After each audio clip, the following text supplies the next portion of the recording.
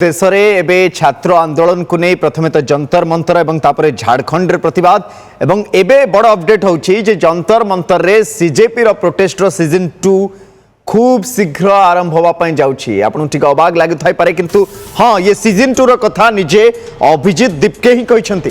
जंतर मंतर रे CJP season 2 खूब शीघ्र एक कथा निजे अभिजीत दीपके कहिसंती जे अबाग थिले सीजेपी रो बहुत लोक इंस्टाग्राम रे सीजन 2 नहीं कमेंट करा कथा से कहवा चाहते जे सीजन 2 खूब शीघ्र आरंभ होगा जाउछि।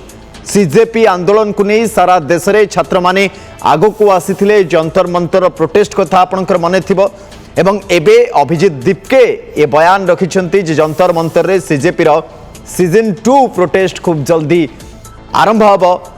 अभिजीत दीपके जे कि कॉकरोच जनता पार्टी आवाहक थे से ही गढ़ी तोली थे। प्रथमे तो ये गोटे कटाक्षर ही आरंभ होता किंतु तापरे ये गोटे बड़ धरण आंदोलन रूप नहीं था।